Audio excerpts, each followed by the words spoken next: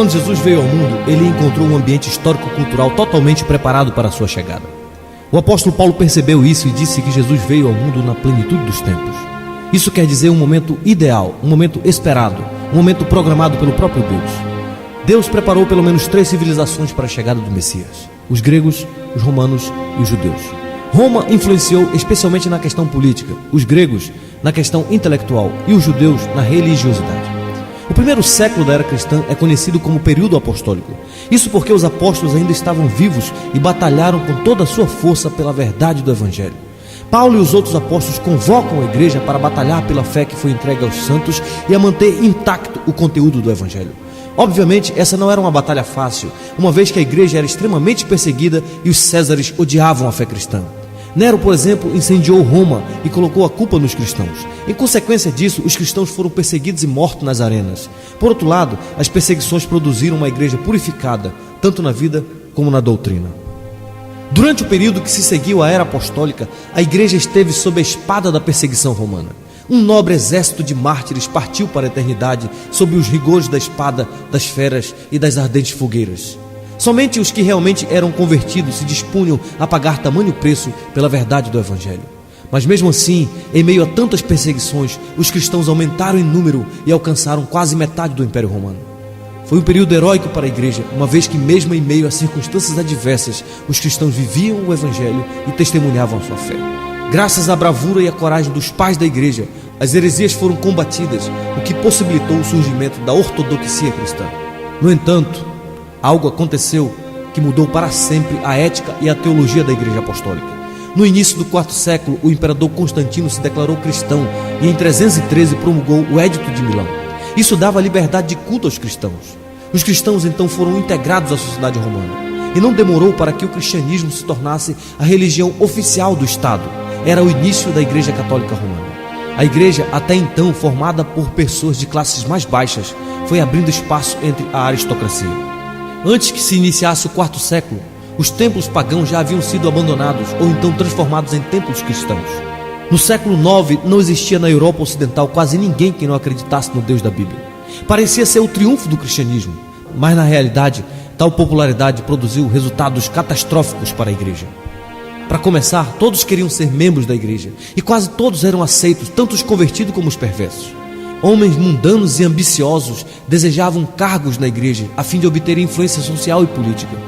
Por volta do final da Idade Média, o cristianismo estava completamente fora dos padrões que os apóstolos deixaram. Mesmo dentro do clero, a condição moral era uma realidade alarmante. Embriaguez e adultério eram os menores vícios de uma liderança que havia apodrecido quase por completo. Mesmo os que se separaram do mundo em busca de uma espiritualidade sadia foram contaminados. A Trindade Santíssima não era mais o único objeto de culto. Maria e outros santos passaram a ocupar lugar de adoração no culto de Deus. As peregrinações a lugares sagrados conferiam graça aos fiéis. A missa tomou o lugar da ceia do Senhor. O cristianismo, assim como o paganismo, era simplesmente uma religião do medo e do pânico. Neste período de total abuso papal e de corrupção geral da igreja, Deus começou a levantar alguns movimentos de reforma. Homens como os valdenses no final do século XII, homens como John Wycliffe, que traduziu o Novo Testamento para o inglês, homens como John Hus, que proclamou a necessidade da libertação da autoridade dos abusos do Papa, homens como Jerônimo Savonarola na Itália. Esses homens começaram a gritar contra os abusos da igreja e a clamar em defesa da verdade apostólica. Mas o mundo não estava preparado para recebê-los, de modo que foram reprimidos com sangrentas perseguições. Nesse período também acontecia no mundo o despertar da Europa para o interesse pela literatura, pelas artes e pela ciência. Era a chegada do Renascimento. Na Alemanha, na Inglaterra e na França, o Renascimento possuía um sentimento religioso. E isso despertou um novo interesse pelas escrituras sagradas. Isso levou o povo a investigar os verdadeiros fundamentos da fé cristã, independentemente dos dogmas de Roma. Antes de se inventar a imprensa, os livros eram copiados à mão. Mas a imprensa possibilitou o uso comum das escrituras e incentivou a tradução e a circulação da Bíblia em todos os idiomas da Europa. A chama da reforma começou a arder primeiramente na Alemanha, sob a direção do monge Martinho Lutero, que era professor da Universidade de Wittenberg. Lutero visitou a cidade de Roma e ficou escandalizado com o declínio moral dos líderes religiosos. Lutero passou por crises espirituais profundas. Ele temia que o Deus justo não o aceitasse. Por isso ele se desdobrava em penitências religiosas para conseguir méritos diante de Deus. Como resultado do estudo sério da Bíblia, descobriu e entendeu a poderosa doutrina da justificação pela fé. Isso foi revolucionário para ele. Ele encontrou paz e descanso para sua alma na cruz de nosso Senhor Jesus Cristo e começou a pregar a sua descoberta na cidade de Wittenberg. O Papa Leão X, querendo arrecadar fundos para terminar as obras do Templo de São Pedro em Roma, permitiu que João Tetzel percorresse a Alemanha vendendo indulgência que garantiam o perdão dos pecados. Lutero ficou extremamente indignado com tal pregação e começou a denunciar como falso o ensinamento de Tetzel. Na manhã do dia 31 de outubro de 1517, Lutero afixou as suas 95 teses na porta da Catedral de Wittenberg e com tal atitude estava deflagrado o grito da Reforma. Seus ensinos foram condenados e no mês de junho de 1520, Lutero foi excomungado pelo Papa Leão X. No dia 17 de abril de 1521, Lutero compareceu à Dieta de Worms. Ali Lutero reafirmou a sua fé no Evangelho Apostólico. E quando foi obrigado a renunciar a seus ensinamentos, Lutero respondeu: é impossível retratar-me, a não ser que me provem que estou laborando em erro, pelo testemunho das Escrituras ou pela razão evidente. Não posso confiar nas decisões dos concílios e dos papas, pois é evidente que eles não somente têm errado, mas se têm contradito uns aos outros.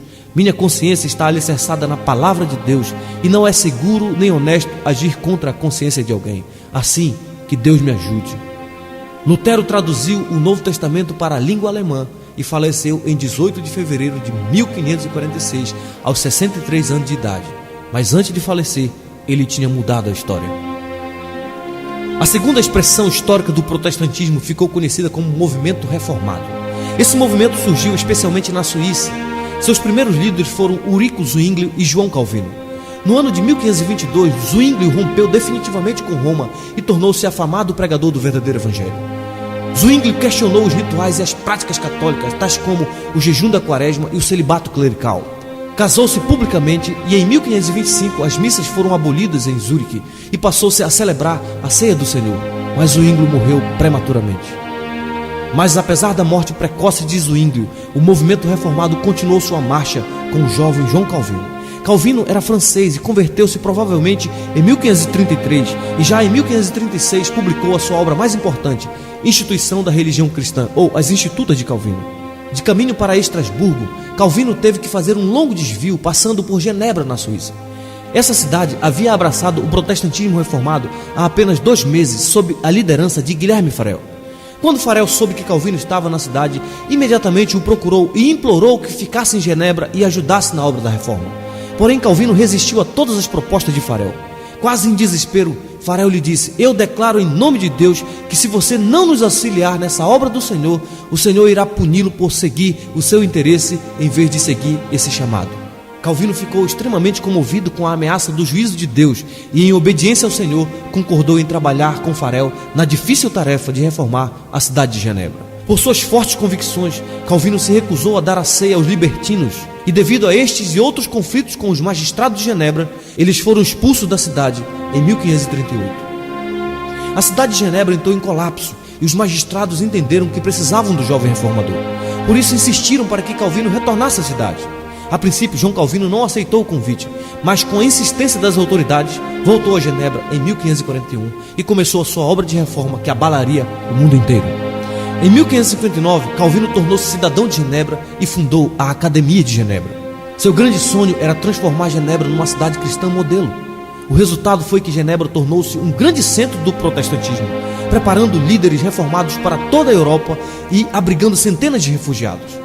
Calvino entendia que o evangelho não é uma doutrina de língua, mas de vida. Por isso, o calvinismo veio a ser o mais completo sistema teológico protestante, tendo por princípio básico a soberania de Deus e suas implicações em todas as áreas da vida humana. Nas palavras de John Knox, Calvino fez de Genebra a mais perfeita escola de Cristo na terra desde os apóstolos.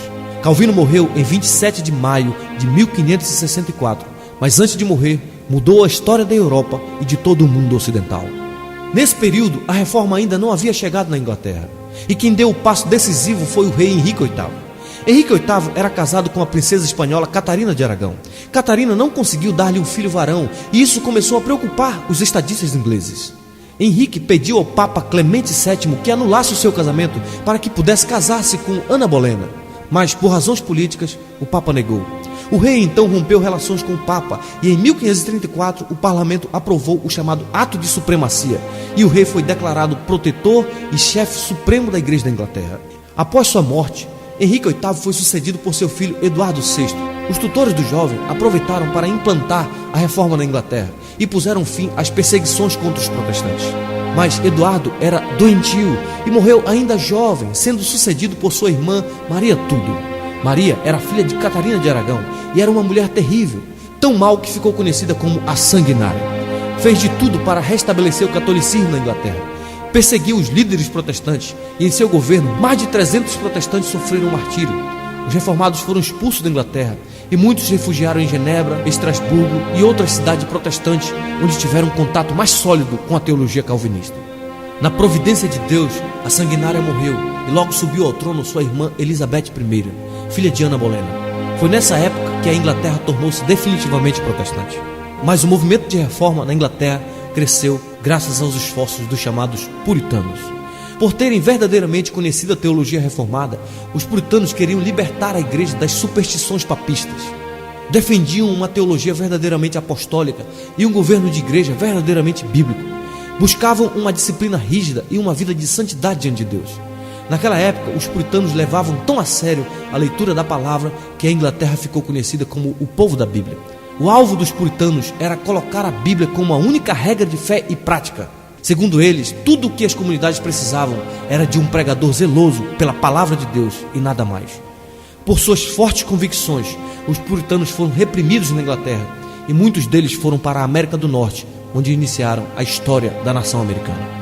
Foi na época dos puritanos que foi convocada a famosa Assembleia de Westminster, de 1643 a 1649. Essa célebre Assembleia elaborou uma série de documentos calvinistas para a Igreja da Inglaterra. Dentre esses documentos temos a Confissão de Fé de Westminster, o Diretório de Culto, o Catecismo Maior e o Breve Catecismo de Westminster.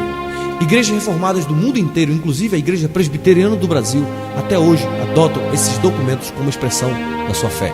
No início do século XVII, surgiu uma forte controvérsia por causa dos discípulos de um homem chamado Tiago Armínio, que afirmava que o homem pode cooperar com Deus na obra da salvação. Para resolver essa controvérsia, convocou-se então o Sínodo de Dort, na Holanda, que rejeitou as ideias de Armínio e afirmou os chamados 5 pontos do calvinismo, que são eles: total depravação, incondicional eleição, limitada expiação, graça irresistível e perseverança dos santos. Aquilo que os nossos pais pregaram e viveram estava alicerçado em alguns fundamentos. O primeiro fundamento era a absoluta autoridade e suficiência das Sagradas Escrituras. A Bíblia é a palavra de Deus, a única regra de fé e prática, e não temos necessidade de outros meios de revelação, pois ela é perfeita em todos os seus aspectos.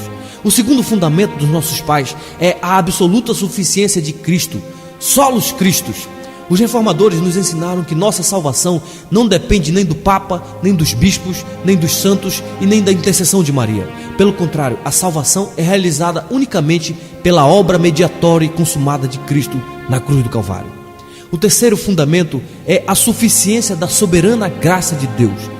Juntamente com todos os apóstolos do primeiro século, os reformadores ensinaram que os seres humanos nascem espiritualmente mortos em delitos e pecados e por isso não são capazes de ajudar a Deus na obra da salvação. O quarto fundamento é a justificação unicamente pela fé na cruz de Cristo. Seguindo o rastro dos apóstolos, os reformadores sustentaram que a justificação é mediante a fé. Lutero dizia que este é o artigo pelo qual a igreja fica de pé ou cai. Deus nos declara justo por causa da justiça de Cristo imputada a nós. E por último, os reformadores tinham uma visão elevada da soberania de Deus. Nos ensinaram que Deus está infinitamente além de qualquer coisa que nossa mente carnal possa compreender. O principal lema dos reformadores era soli Deo glória. Somente a Deus a glória. Só Deus é soberano, só Deus é criador, só Deus é sustentador. Tudo que existe pertence a Ele, portanto somente Ele é digno de toda a glória. Eles procuraram colocar em prática em todas as áreas da vida aquilo que Paulo diz em 1 Coríntios capítulo 10, versículo 31. Portanto, quer comais, quer bebais, ou façais qualquer outra coisa, fazei tudo para a glória de Deus. Eles casavam, trabalhavam, comiam, descansavam, escolhiam sua profissão, criavam filhos, educavam seus filhos, ganhavam dinheiro e investiam tudo para a glória de Deus. Eram práticos e dinâmicos. Fundaram universidades, criaram escolas e cultivaram um forte espírito missionário. Que Deus levante homens e mulheres de vigor e de coragem para abraçarmos a causa do reino de Deus na terra, aqui e agora, em nossa geração.